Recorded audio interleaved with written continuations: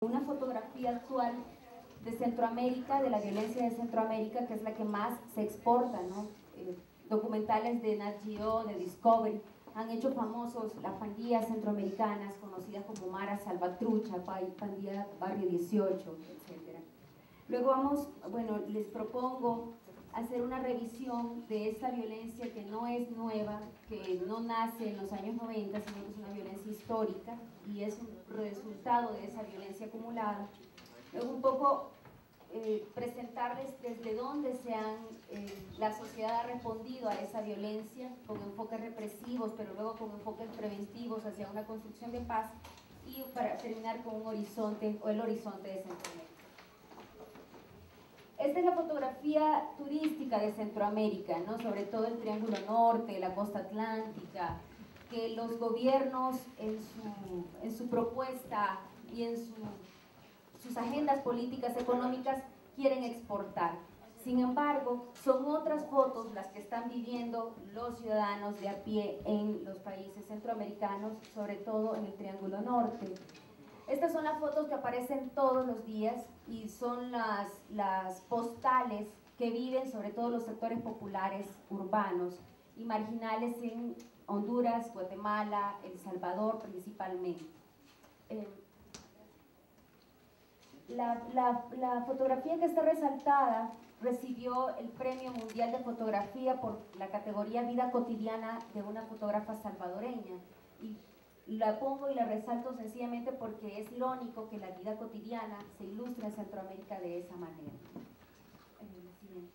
Pero ¿de dónde vienen estas violencias? ¿De dónde vienen la violencia actual? Los datos de la violencia actual, para ilustrar en cifras, nos dicen que en El Salvador, Honduras y Guatemala el promedio de homicidios, el promedio de tasa de homicidios llega a entre 45 y 50 homicidios por cada 100.000 habitantes, lo que lo hace una de las tasas más graves en países donde no hay una guerra, donde no hay un conflicto político declarado, sin embargo hay una violencia social creciente.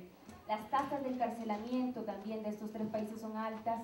En El Salvador es el que lleva las tasas más altas, y los casos de muertes extrajudiciales, de limpieza social en Guatemala, Honduras y El Salvador están reportando homicidios en tasas escandalosas, ¿no? El 60% de los homicidios en estos tres países se concentra en jóvenes de 15 a 30 años. Pero ¿de dónde viene esa violencia? Esa violencia viene de años atrás, desde donde se construye el Estado-Nación, ¿no?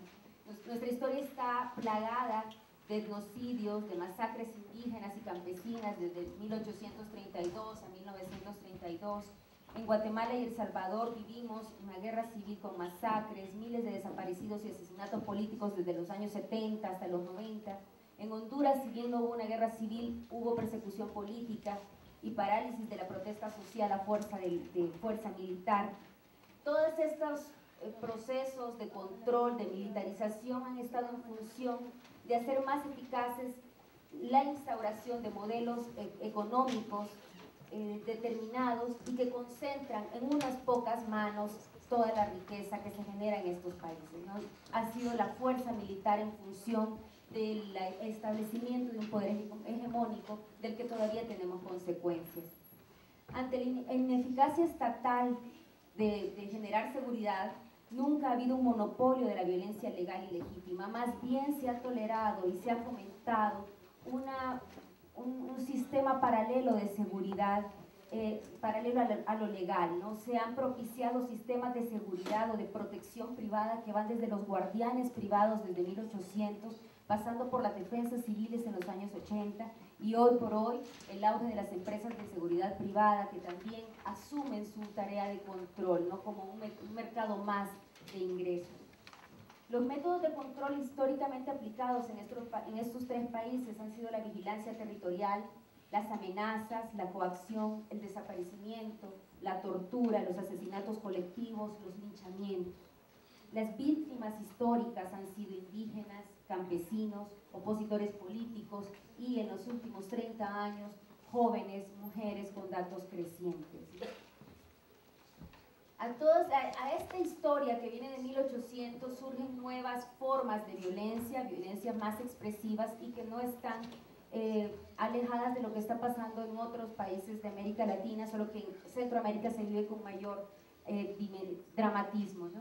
Una de estas son las maras o de estas formas de violencia o formas de vivir la violencia son las que viven las pandillas o maras, que es una violencia expresiva con una dimensión simbólica muy parecida a la que nos comentaba Ricardo, pero también con una violencia material también más aguda que la que pueden haber en otras pandillas en otros entornos. ¿Qué son las pandillas en El Salvador, en Honduras y en Guatemala? Son una oferta colectiva de identidad y forma de vida para jóvenes de los sectores pobres, tanto en las zonas rurales y urbanas. Frente a la irrupción de múltiples y diversas adscripciones identitarias, la pandilla se presenta como una propuesta bien consolidada, radical y visible frente a la liquidez de los compromisos o a los pocos compromisos que aparentemente hay en otros grupos.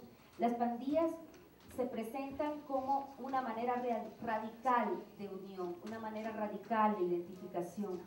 Hay un compromiso con el cuerpo individual o colectivo, hay un valor de la palabra, como decía Ricardo, hay un valor de la narrativa que lo dan las pandillas a los jóvenes que no tienen otras ofertas, ni simbólicas ni económicas. Pero también hay un valor muy fuerte sobre la muerte, sobre el vacío, sobre la generación de ingresos colectivos, asociados cada vez más a actividades delictivas como partes de cadenas de criminalidad más amplias y globales. Las pandillas no son las causantes de toda la violencia y criminalidad de El Salvador, pero están vinculadas a otras redes de criminalidad en la región.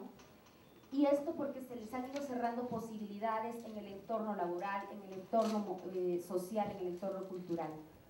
También las pandillas o viven, como dijo Ricardo en su presentación, viven la obediencia a normas de grupo de una manera mucho más radical de la que pueden vivir otros grupos juveniles, ¿no? Hay una regulación, en Centroamérica se ha dado por cuestiones de seguridad, las pandillas han regulado el consumo de drogas, han regulado y han censurado espacios o el uso del espacio colectivo, así como ellos también controlan espacios colectivos. Y en la actualidad se está movilizando de una manera más evidente por las políticas represivas de los gobiernos. También las pandillas han sido las víctimas más frecuentes de la violencia homicida, ya sea violencia homicida entre las pandillas, pero también violencia de otros grupos de exterminio que en los tres países existen. Otra expresión de violencia y criminalidad en Centroamérica es la que está asociada a las expresiones de crimen organizado.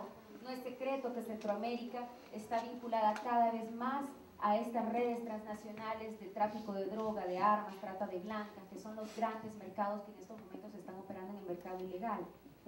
¿Cuál ha sido la respuesta del Estado a estos dos fenómenos, pero sobre todo el de la violencia de las pandillas? Bueno, políticas represivas, no cero tolerancia, han sido famosas las políticas que en Guatemala, El Salvador y en Honduras se han implementado con nombres de lo más elocuentes: Tolerancia Cero, Operación Mano Dura, Operación Escoba, que lo que han pretendido es sacar a los jóvenes de las pandillas, encarcelarlos masivamente, y lo que ha resultado de esto es una transformación de las normas y una adaptación de las pandillas a ese entorno hostil y represivo.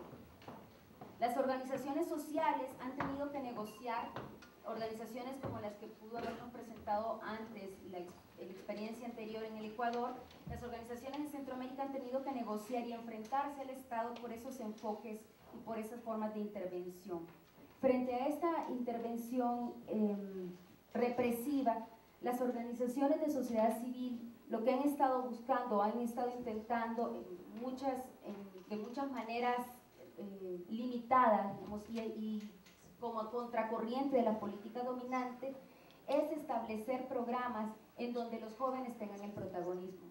Jóvenes de pandillas, pero no solamente jóvenes que pertenecen a pandillas, sino también jóvenes que en los entornos de los barrios populares y marginales tampoco tienen alguna oferta o alguna posibilidad de integrarse a grupos sociales.